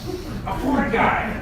A guy that, I don't need a job. I'm on Social Security. I'm set, right? I'm set. But once I get this job as mayor, I lose my Social Security. So I'm making a bit of a sacrifice, because what you need right now in this city is somebody who's willing to grovel and beg to keep the city of Riverside going great.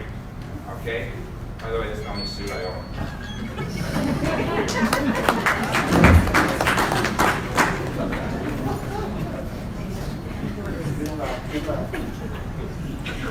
Okay, so we have to bring year-round revenue.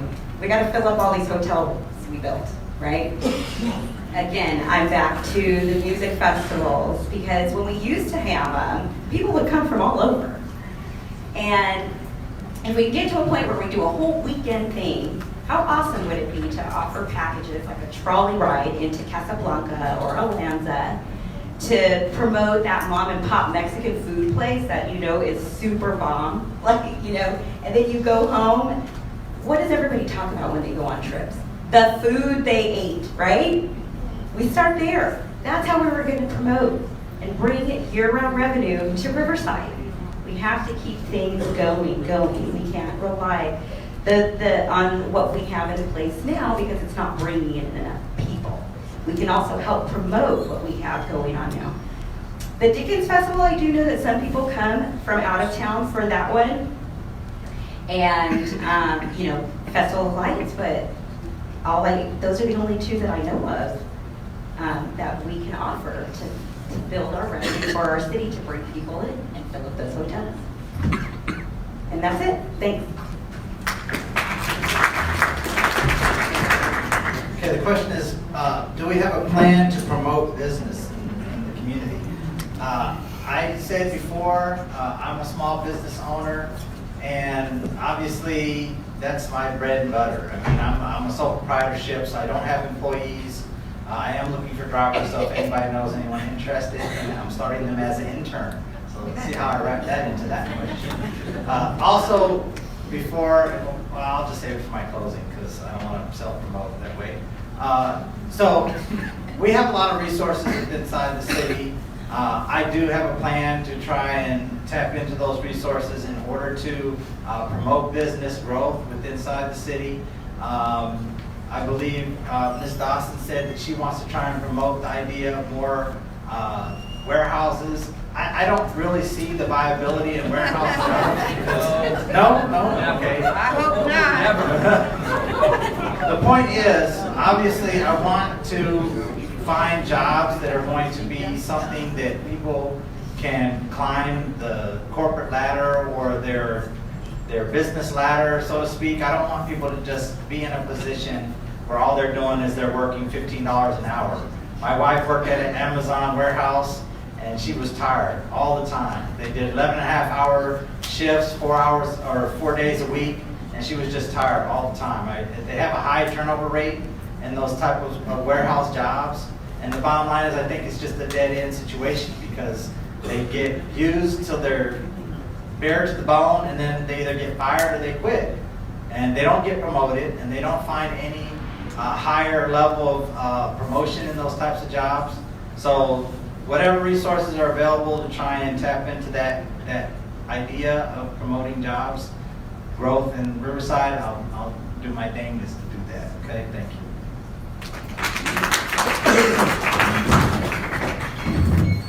So really the job of the mayor is to be the voice and the face of the city, right? So this is a really important key point for a mayor to be able to do, is to go out and advocate for your city.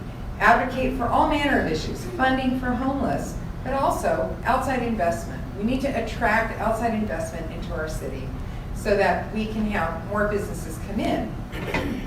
However, we also have a number of businesses that we already have here.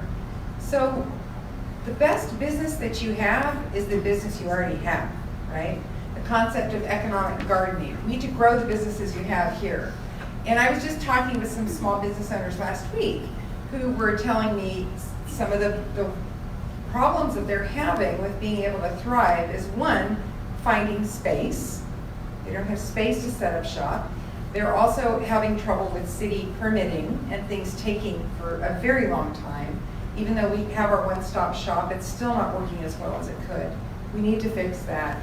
And also, the big thing, access to capital and investment.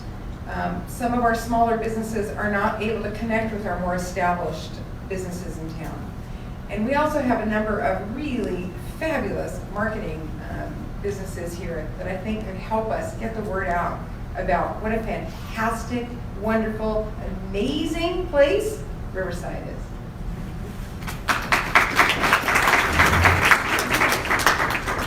I'll talk a little bit about, well, first of all, I think I mentioned that I've been self-employed now for 37 years. And as we grew, we developed into 3 separate offices and about 20 employees, up to about 23 employees. Legislation changed in 2004 and our business dropped. But promoting businesses and making a business grow is really twofold. Once you've started a business, then it's a matter of understanding how to keep it growing. One of the things that small businesses have a real difficulty with is understanding that once they've started it, how long it's going to take them to make a profit. Sometimes it's going to take 3 years and the understanding isn't quite there. So in order to promote a business, they have to have a clear understanding of where their starting point is and where their financials are. They need to have that. SBA, SBDC, Small Business Development Center, the economic development with the county, and even some referrals by the city of Riverside are extremely important to understand how to start that business and keep it going. Once it's starting to develop and go, you need those upper level types of training programs to teach that business understanding what the next steps are. With this world of technology, it really is challenging because things work so fast, but they also work in your benefit if you know how to utilize that technology. Some of the small businesses don't, and they have to understand how to incorporate that and how to make their business grow utilizing that technology. Now, the difference between small pop-up businesses, small startup businesses, and medium-sized businesses is so different. We can talk an hour, hour and a half on this particular item, but I believe that once you show them how to do this, they can be self-promoting.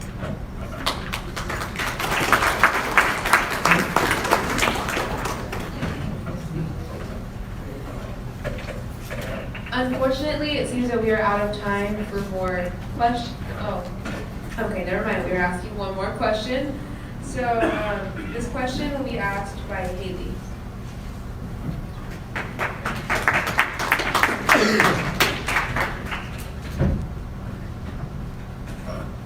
Hello, once again, I'm Haley. And so my question is, Riverside is the 13th largest city in California, but our allocation of state funding does not reflect that. What connections and strategies do you personally have in Sacramento to ensure Riverside receives our fair share? One thing is, a lot of folks don't know that I spent about 19 and a half years, 20 years in the Army. People say, well, you don't have any experience for running for office. Well, I used to work, first 2 years, I was nobody. After that, commanders realized I had potential. So I've been the guy that stood behind, give out the information, and work out. Whatever they needed, I was the guy. I was his left hand, right hand. Now, I know Mayor Bailey has created and started a lot of things for us, and anybody that's taken office should not dismantle what he has created. And so that is probably one of the things that I'll be having to learn. But I do know, being working in the military, that every year you have to ask for 5% more. We save for 11 months, and then on the 12th month we spend everything, and then we send in paperwork saying that we don't have anything and we need 5% more. So I know how the bureaucracy works. It's a little wrong, it's a little corrupt, but if that's what I have to do to make sure Riverside gets their share, I would do that. Not because I'm a crook, because that's just how the game is played, folks. So you're not getting somebody who just like, oh, he's naive, he doesn't know how it works. But there's one thing I'm not going to do, and that is spend my time trying to figure out how to screw over the taxpayers, the people that live here in the city, or people that run their businesses here but live outside. So if you spend your money here, if you invest here, you own me. I would do whatever you want. I said I work for you, not with you. Have you ever had anybody work with you? Your friend, like Rich, comes over to my house and wants to work with me. He sits in his car and he watches me. He goes home, he tells Shelly, I was working with John. I'm the one that was doing the gardening. And by the way, I haven't moved that weed he complained about that is in front of his sign, right? So, anyway, that's my point.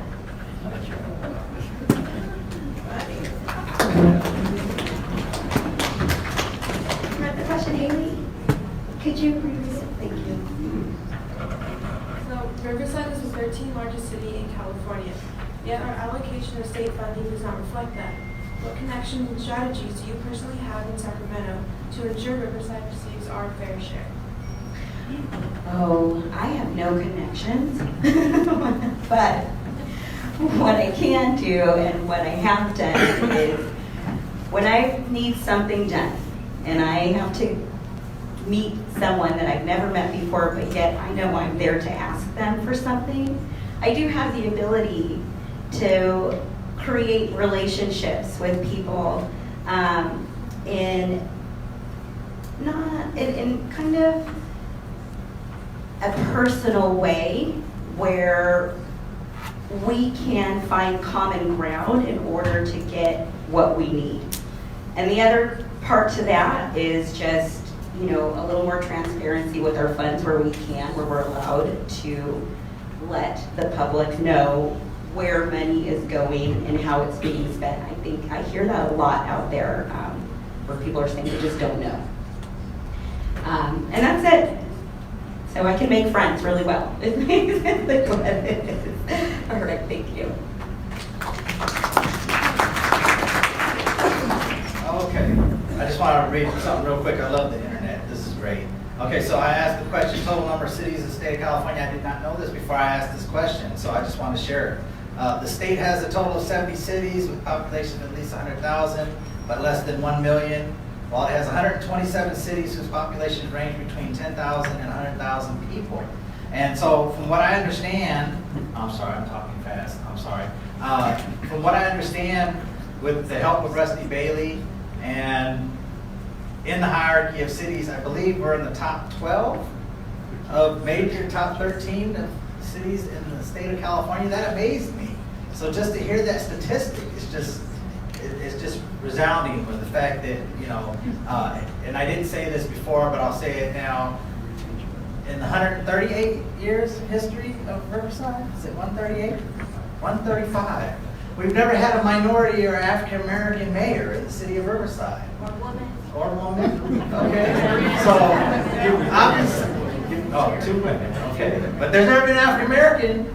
Okay. So the bottom line is, I would get in contact with Gavin Newsom. Obviously, he's our top legislator of the state, he's our governor. And I would tap into that resource like nobody's business and make us quickly 12th or 11th or maybe 10th on that list as far as cities, the largest city. That's one of the things that I want you to understand is that when you can tap into the right resources, you can make things happen. Okay, so I don't have any contacts up north yet, but I tell you, I would definitely form relationships as quickly as possible day one. Thank you.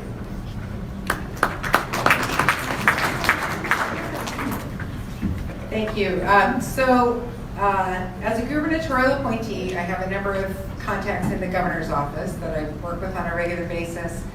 And also, I own a governmental affairs consulting business, and that entails working with the state legislature a lot. So I have worked with our delegation here in Southern California, but also Northern California and other regions on the various projects that I've worked on. So I have good working relationships with all of our legislators. I've effectively advocated for funding for our region. I've brought millions of dollars into our region through my practice and my advocacy. But probably more important than having relationships with the legislators, I think many of us in here probably have relationships with our current folks like Assemblymember Medina and Senator Roth. More than that, it's really important in the whole governmental affairs world to have relationships with advocacy groups that can help carry the flag for you. So things like the Chamber of Commerce, there's a group here called the Monday Morning Group that's very influential. You can get these groups, Inland Action is another one in San Bernardino, and they will adopt your platform, what you need, and help you spread the message. So your legislators, your governor's office, they're hearing it from all sides, from all different types of groups. So that's going to be really important. Anything we do in the city will have to do that. I also didn't mention, I guess, I did work for Assemblymember Medina for 2.5 years too, so we're friends. So, all right, thank you.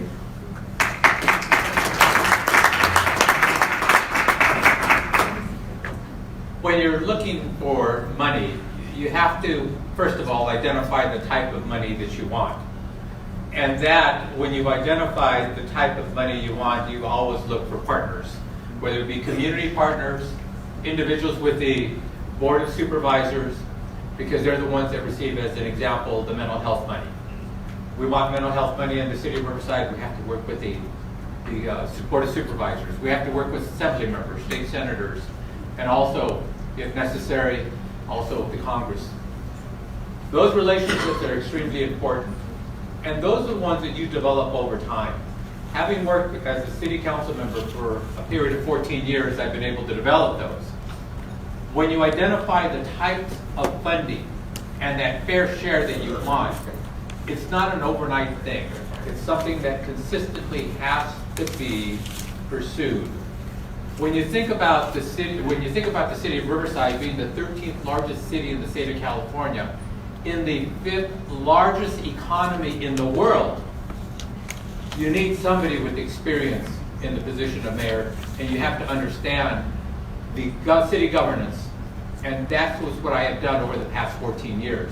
My relationship with local governments, surrounding governments, state governments are extremely valuable when you go look for that funding, that fair share of funding that you need to bring to your city. But you have to understand that when you bring it to your city, it also benefits the surrounding cities and the other individuals in the county. That fair share many times isn't specific to us, but needs to be shared with others. Thank you.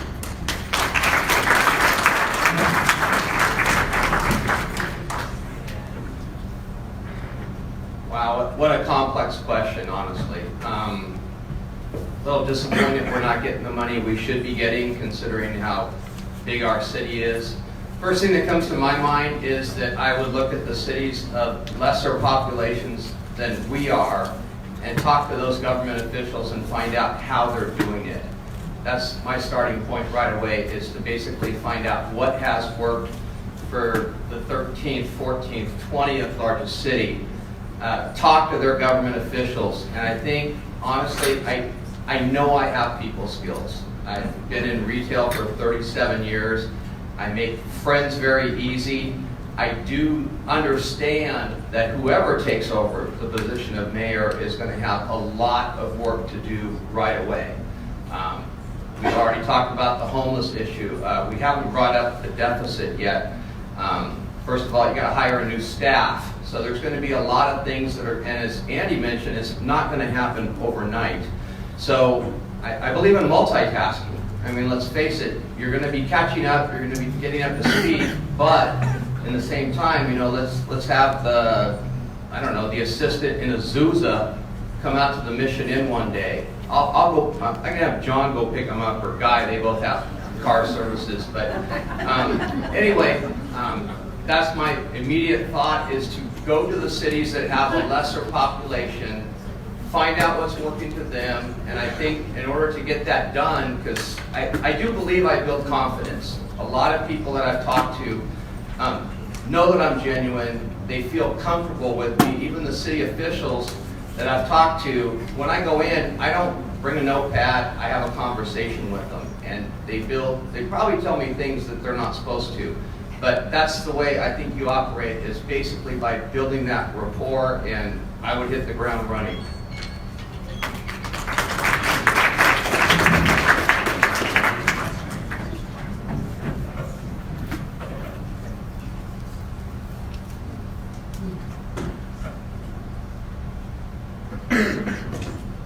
As we begin to wrap up our evening, we will allow each candidate 1 minute to give a closing statement. Starting with Richard Gardner.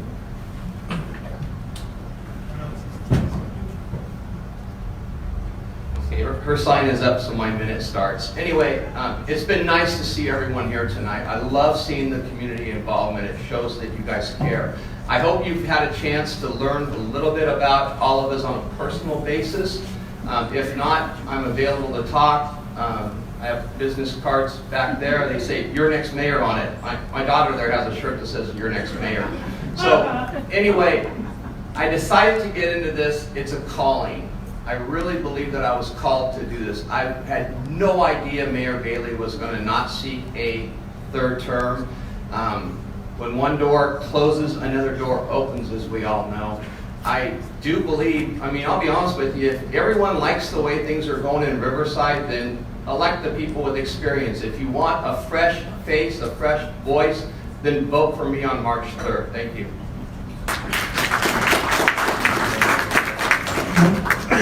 Well, this is the best election out there, and if you vote on this election, I think you're the best people in the world, because this is going to be the hardest choice. Are you going to vote for the councilman? Are you going to vote for the professional? Are you going to vote for a guy who's grown up black? Him and I have exchanged DNA. He's 68% white, I'm 38% white, so I'm more black than him. But this is 2020, right? So we should have a female mayor bringing a 100-year vote, right? I'm all mixed. If I was a voter right now, thank God I'm running for mayor, right? I knew who to vote for. I won't know what to do if I was in your place, right? Or you can pick Rich, the nicest guy in the world. I mean, literally. I love this guy, okay? And so, I don't know what to tell you. I would like to tell you, vote for me, but I'm not greedy. What you're going to have to do is you're going to have to vote your conscience, your heart. If you do happen to vote for me, my 7-year-old son, I'll tell you more later.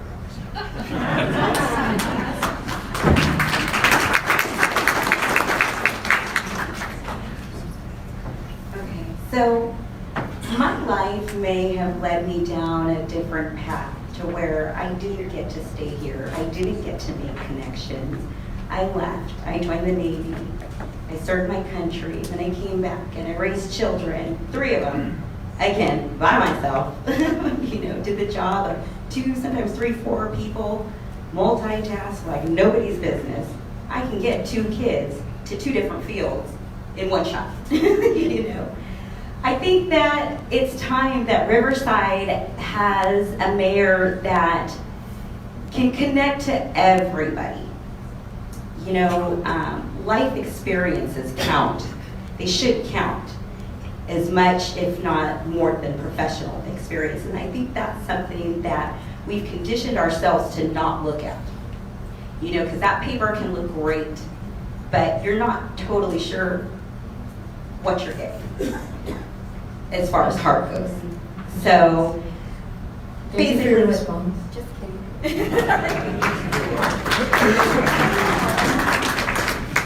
Okay, I talked to a couple of youth during that last break, and this is what I wanted to end on. That's what I was going to say in the last question, but I'll use the last 45 seconds to do that self-promotion. Okay, I have business cards also on the back that are encompassing my business and my candidacy. So once the mayorship is over, and if it goes into a runoff, I'm not one of those 2, the card still has relevance. Okay, I said earlier I'm looking for interns to learn the business of taxi business. Please grab my cards back there, any youth, any adults, whatever. The bottom line is you can use it to get rides, and you can also ask me any questions you need about my candidacy. So I'm going to end on that and say thank you all for being here, and after they're done, good night.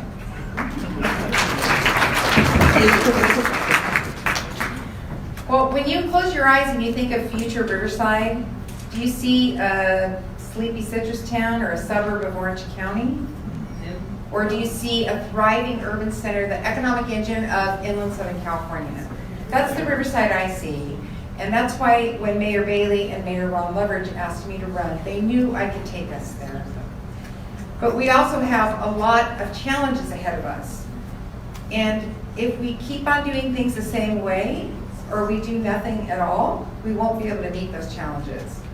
But you can do something. You can vote for me on March 3rd. So thank you very much.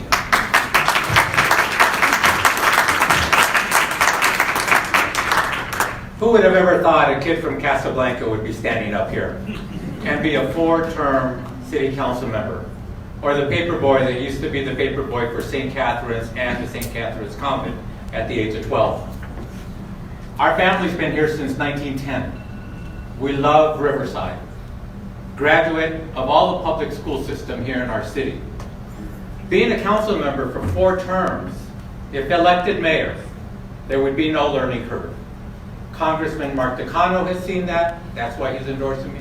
Assemblymember Medina has seen that, that's why they're endorsing me. Assemblymember Cervantes, that's why they're endorsing me. Supervisor Kevin Jeffries, that's why they're endorsing me. As your mayor, there will be no learning curve, and we will keep moving Riverside forward. Thank you for your time, and thank you for my lovely wife joining me today and sitting with me.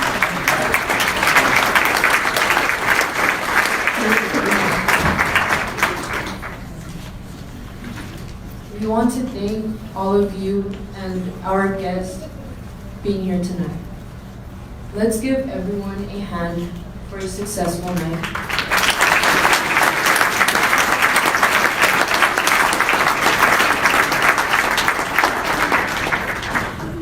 Before we close, I want to remind everyone that the views of the candidates are entirely their own, and the sponsorship of this forum by ICUC and our congregations is not intended as an endorsement of any candidate. After our closing prayer, we will adjourn. Now, we invite Father Jean.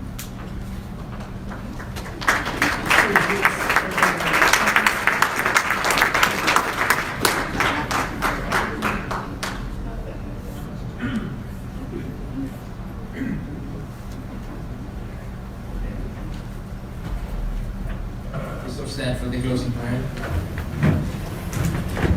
In the name of the Father, and of the Son, and of the Holy Spirit. Amen. Lord God, we thank you for this evening. We thank you for the candidates for mayor who took time to be with us today, this evening.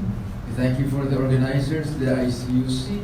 We thank you for all of us here present, for you have made us all aware that we are one city. We are working for the good of others, especially the work of the mayor that will be for one of these candidates, and we hope that you'll bless each of them, that they will be of service to all of us in the city.